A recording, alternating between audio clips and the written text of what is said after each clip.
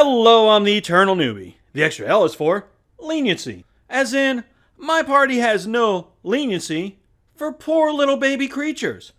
Just because they happen to be evil. The creatures, I mean, not the party. This story takes place during the Heir of Orcus Verse 2 module, from the devious mind of Anthony Joyce, a man with impeccable taste.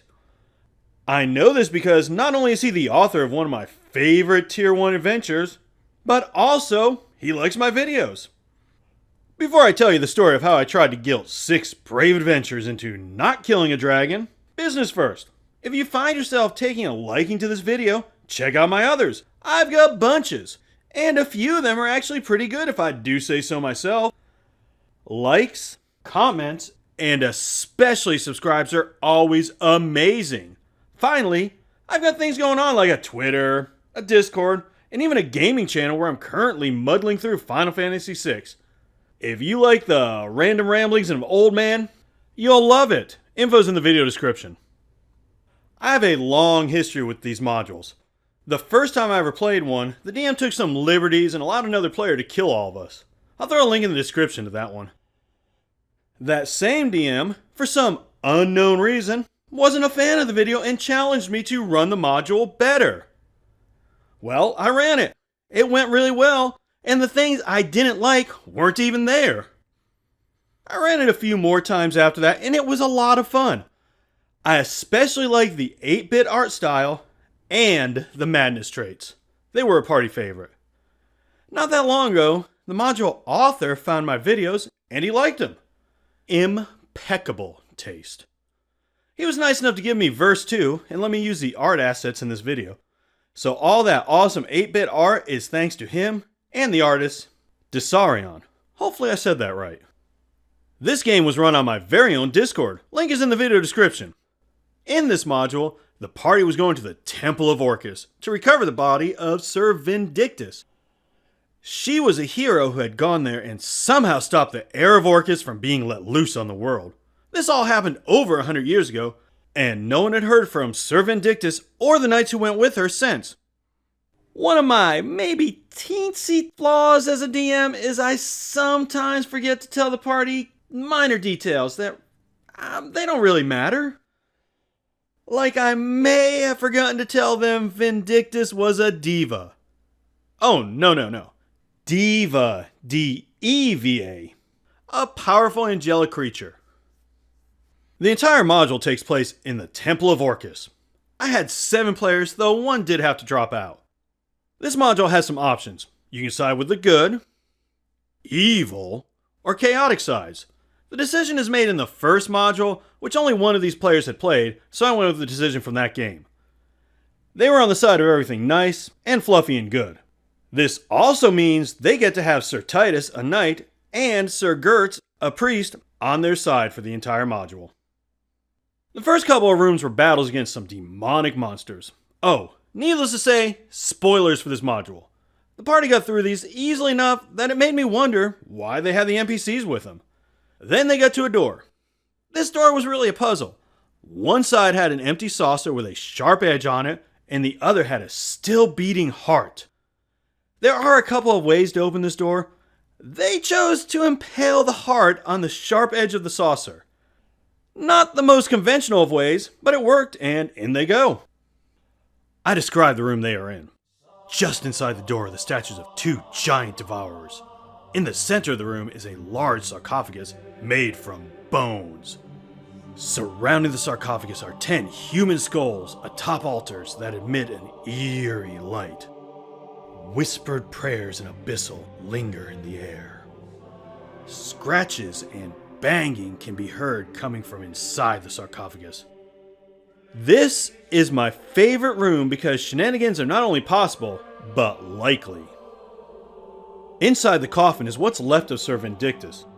After defeating the Heir of Orcus, she was infected by a burrowing worm and became a spawn of Caius. A nasty undead creature that can throw worms that burrow under the skin, infecting others and turning them into spawns of Caius. Fun stuff. The skulls have their own chart, much like the madness chart from the first verse. If anyone touches them, whammo! Fun stuff happens. Look at it. There are a few boring things like aging characters, but it also has a lot of interesting effects. I was really hoping someone would roll a 99 or maybe a 22. Sadly, the party must have sensed this is what I was waiting for because they decided to bypass this room and go right into the last part. In the last room is a giant statue of Orcus himself. Quite the looker. And single too, ladies. Chained up right in front of it is Sir Vindictus. Wait, what?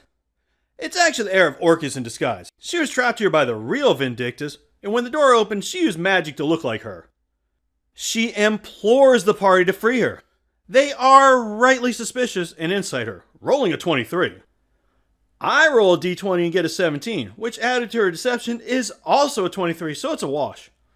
She seems honest, though something's not quite right. The party had good reason to be suspicious, though. Remember how she's a diva and could easily have been chained up for 100 years and survive? The party does not. Mainly because I kinda neglected to tell them. They are confused, so I finally remembered to tell them, and now they have a choice. Out of character, I'm sure everyone knows this isn't on the up and up. It's a trap! But in character, she's really convincing. It is taking everything I have right now not to play that clip of convincing John. I love that guy! So she's trying to talk them into helping her. Listen to convincing John, and all your troubles will be gone. He's gonna tell it, sell it just for you. Well, now listen to me, Freckles, with your freckle nose of whacker. You can chew a doozer tower till you're blue. Yeah, sorry, I couldn't help myself. None of you actually thought I'd be able to resist, did you? You were right. She succeeds. One of the characters frees her. She rewards him for letting her go by one-shotting him. Combat begins. Remember how I said those two NPCs were like overkill? This is why they were there. Most of the party is level 1 or 2. She can one-shot them easily enough. Sir Titus can take that punishment. Sir Gert can heal them, and thanks to some smart spellcasting, they managed to just about take her down. It was a good fight, but like in all good sequels, she gets away to haunt the party another day. They go back and open the sarcophagus since they still need the body, and take the spawn down inside pretty easily. But during the fight, one of them accidentally touched a skull. Yes, to the skull effects table. That person rolled a 54 and became very greedy. 2 more roll, one gets insulted by the skull, and another gets Gesh cast on them. They polish up that skull real nice. I really want someone to roll a 7 through 10, but I got an 82, so almost as good. Say hello to the Red Dragon Wormling. They fight, and after a few tough rounds, the dragons hurt pretty good. That's when I start to play dirty. This is a baby dragon. I play up the baby part. It is screaming for its mama and crying to get away. From its point of view, it was just chilling out in its home when it was suddenly transported here and attacked by a bunch of evil adventurers. Poor little guy. Sadly, the only person who speaks Draconic also hates dragons and won't translate. The baby dragon runs away on its next turn, out the door, and soars out of reach. It's only got like 5 hit points left. The party's having none of it, and doing their best Amelia Dyer impersonation. If you don't know who she is, I'll just say she is a real-life monster. You can look her up if you want, but it just might ruin your day. Anyway, the dragon almost made it. He's at the door when he goes down. One player, the monk, played by my buddy the German Machine, takes pity and stabilizes the poor beast.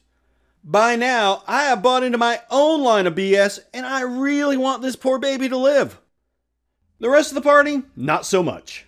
Earlier, there was a point where they were lined up perfectly for a Dragon's Breath attack, but considering some of them were level 1, that was insta-death, and I'm not that mean, even if you are trying to kill my baby dragon. I don't get how they can stand to slay this poor innocent infant. Okay, fine, poor evil infant. They down it again, and the monk knows he can't save it, so he does the next best thing, and throws it into the lava. That is a smart plan. Until we remember the poor thing is unconscious, so it drowns.